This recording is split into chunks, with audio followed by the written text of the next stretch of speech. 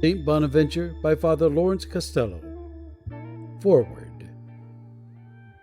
The life of St. Bonaventure, the Seraphic Doctor, is now appropriately presented to the public as the first of the Franciscan lives in this series of the lives of the Friar Saints. Till the days of this second founder of the Franciscan order, the simplicity of our Holy Father St. Francis had been the salient feature of his institute. No successful effort had hitherto been made to organize the growing order unto the full measure of its sufficiency.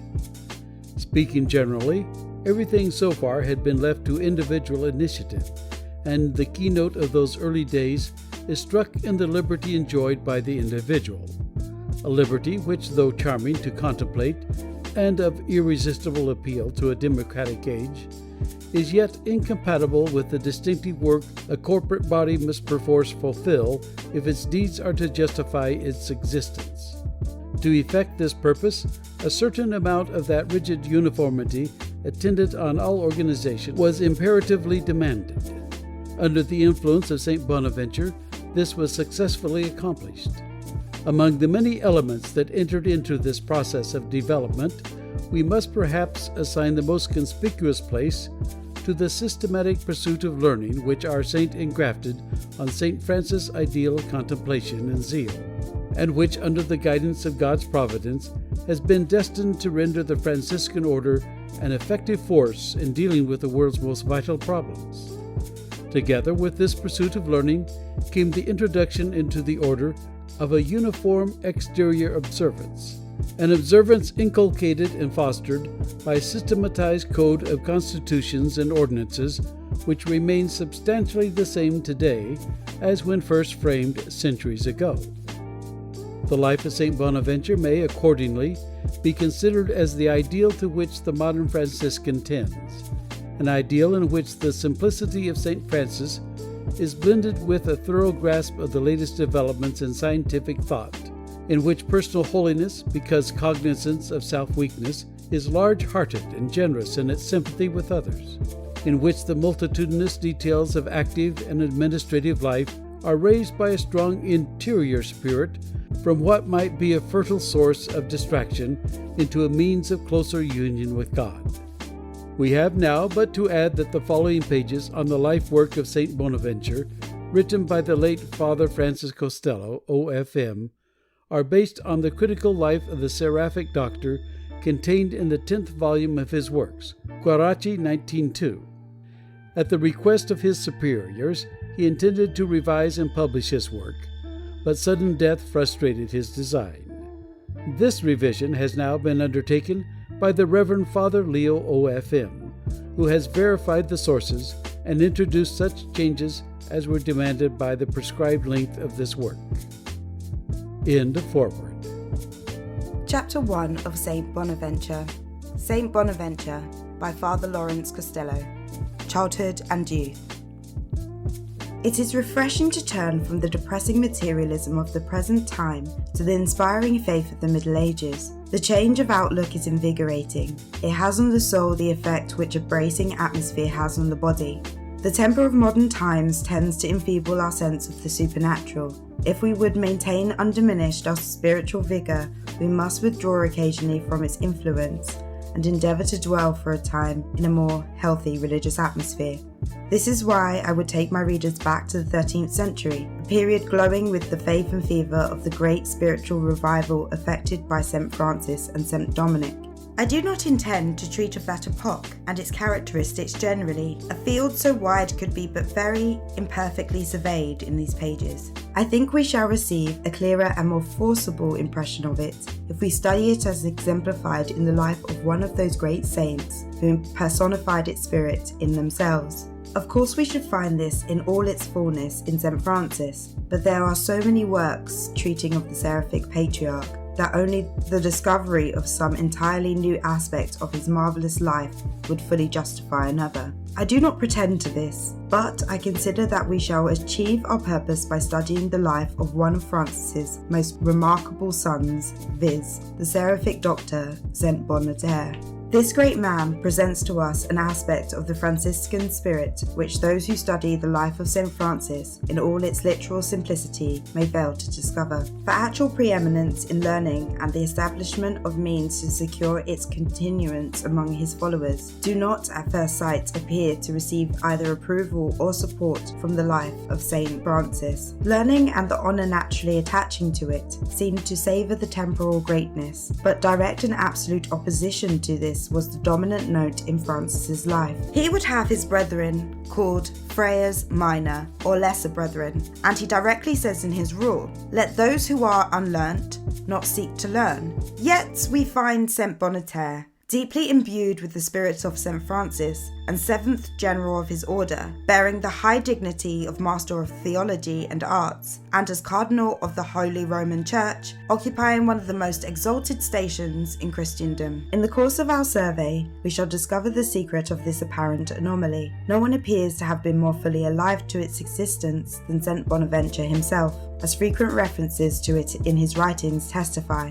It is from these references and the explanations they contain that we receive the truest insight into the development of the spirit of learning in the Franciscan order. St. Bonaventure was born in the year 1221 at Balneum Regis, the modern Bognaria, in the vicinity of Viterbo. His parents were John and Rotella Fidanza.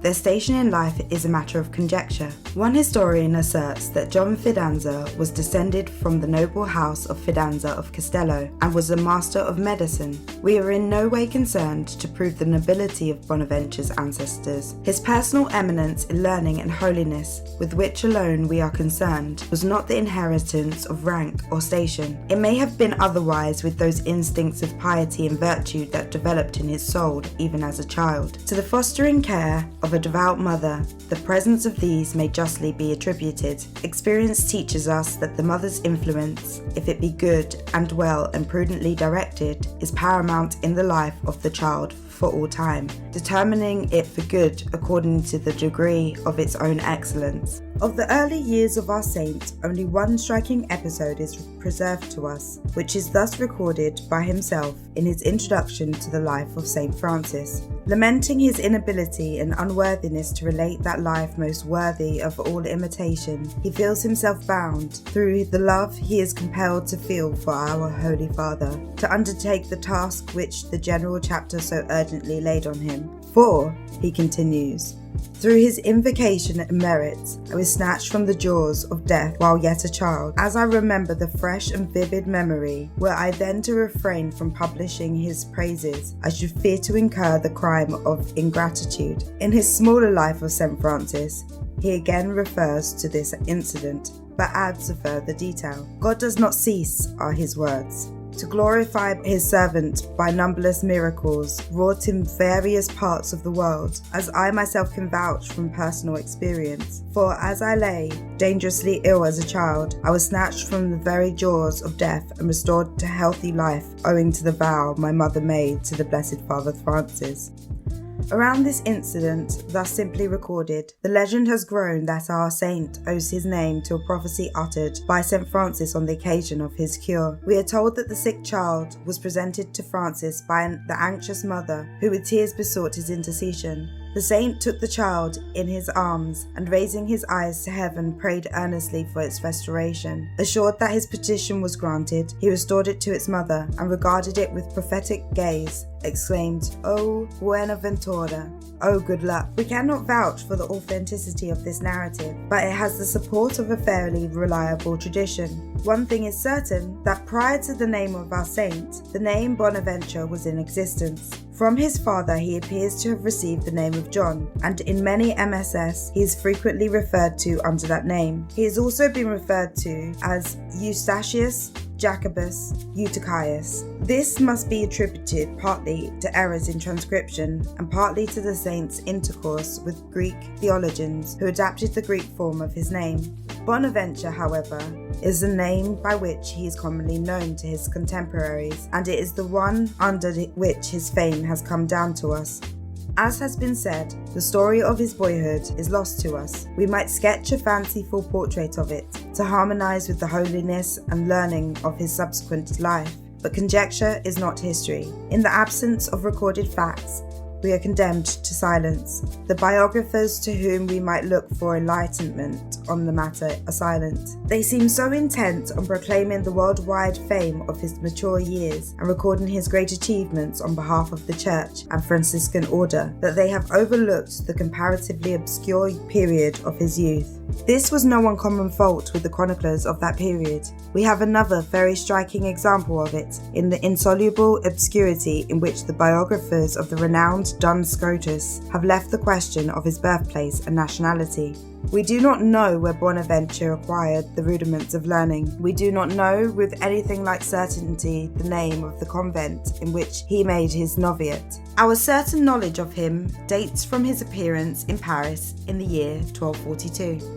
Certain of our saints' words, however, lift the veil, though somewhat slightly, from the shadows that obscure his early years. Writing in after years against a detractor of the rule he professed, Bonaventure thus gave expression to the trend of his earlier thoughts. "Do not take offence," he wrote, "that in the beginning the brethren were simple and unlettered. This ought rather to raise the order in your esteem. For my part, I acknowledge as before God that what chiefly drew me to love the life work of Blessed Francis was that it bore so close a resemblance to the beginning and growth of the Church. As the Church began with simple fishermen and afterwards numbered renowned and skilled doctors, so too did it happen in the order of the Blessed Francis. In this way, God makes it evident that the institute was founded not by the prudence of men, but by Christ."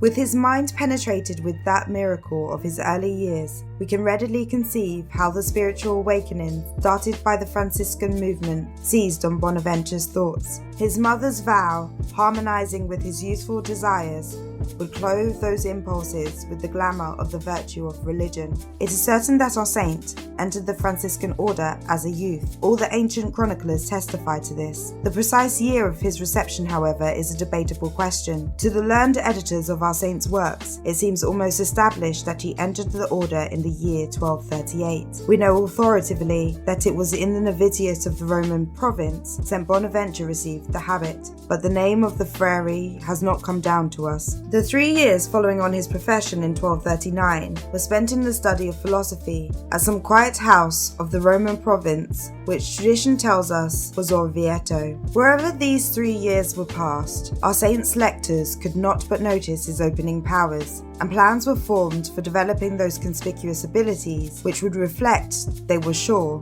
and time has ratified their conviction, such glory on the order. Accordingly, in 1242, Bonaventure proceeded to the University of Paris. End of chapter.